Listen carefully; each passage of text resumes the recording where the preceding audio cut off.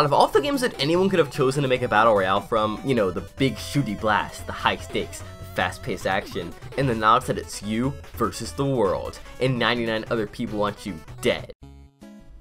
I like where this is going. Ever since getting Nintendo Online, Tetris 99 has quickly become one of my favorite and most played games for the Switch, despite the fact that going into it, I was a pretty mediocre Tetris battle player at best. And even now, I'm way more of a Puyo player, having played a Robotnik's Meme Bee Machine a ton when I was younger. So it was honestly surprising to me just how much I enjoyed this game, and how easily I picked up on it, going from placing maybe in the mid-50s to getting 3rd or 4th a few times in just a matter of weeks. Although I still have yet to get a victory royale. And yet, it's even more surprising to me the amount of times I've seen this game called flawed, unfair, or too reliant on luck, when in reality that couldn't be farther from the truth. Tetris 99 is probably the best balanced Tetris Battle Royale game, heck, best balanced competitive online game I've played in a while. Hey everybody, I'm TallestFlash, Puyo Puyo Elitist, and the same guy who's gonna tell you why this game design is really freaking good.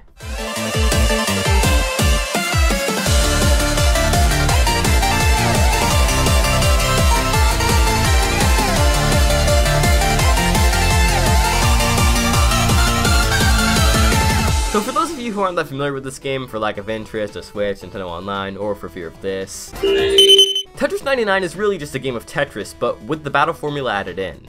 The game revolves around sending garbage blocks to other players by clearing lines as the game speeds up, and lasting as long as possible. Seems pretty simple, right? Well, that's because it is. And it's one of the ways this game succeeds where pretty much every other competitive online game fails. I mean, just look at League of Legends. You got minions going down the lane and stuff, gotta get the last hit on them exactly, got a bunch of different runes, items that change your stats and give passive effects, maybe even another button. Some of the champions go from tree to why do you exist, why won't you die, and why are you winning by dying? The game just has a bajillion mechanics and half of them break every patch. Tetris, don't even worry about it. Sure, there are some more complex mechanics like T-spins, single line combos, and back-to-back Tetrises, but no one way of clearing will ever be more exponentially broken than another.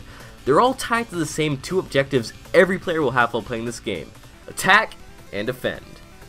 Just gotta see his swords, because it's attack. One of the main mechanics in Tetris 99 and just Tetris battle games in general is the ability to block incoming garbage from other players by clearing lines or getting combos. You know, if some crazy 10,000 hour players decides to get like 3 Tetrises, T-spin adds in like a 19 combo from Puyo Puyo somehow, and clears like 5 single lines after that, you won't instantly get sent to the Shadow Realm because the garbage gets queued up on a timer, giving you a chance to defend. And if you're good enough and have a decent amount of blocks on the board, it's entirely possible to not only deflect all the blocks sent to you, but to also send back that same amount to everybody who's targeting you, and to snag a few KOs in the process.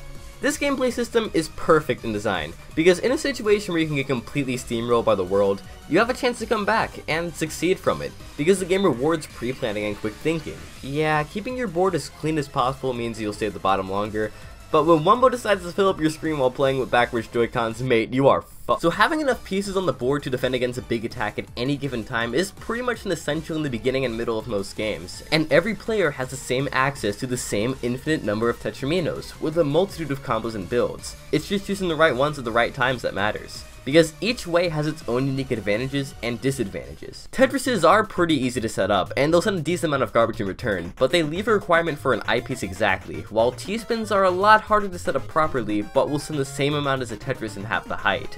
And then combos take forever to build up, which could leave you exposed to incoming attacks, but successfully executing a long one could send insane amounts of garbage to everybody who tried to KO you. Knowing how to combine these techniques quickly and properly in the midst of a battle, combined with a chance to block incoming garbage, means that no matter how many people target you at once, the game is still entirely up to your own skill and speed against everybody else's. The game's garbage system itself even reaffirms this, because as the more players drop out, the garbage cooldown gets shorter, meaning that truly only the best players can last until the end. And if you thought having randomly generated pieces could put you at a disadvantage, it can't, because the amount of pieces you get isn't completely random at all. I'm not going to go into detail explaining the algorithm. Someone in the comments could probably say it better than I could, and probably will. But just know that even though the probability for each piece is nearly identical, you can never go more than 12 Tetriminos without an eyepiece. You can never have more than 4 S or Z pieces in a row, thank God. And for the most part, the generation is built to give you at least one of every Tetrimino every 7 pieces or so. But this is a battle royale after all, so as with most, if your aim sucks, you're out of luck. Just in a different way. Yeah, this part of the video is going to be a lot less about mechanics and a lot more brain chess.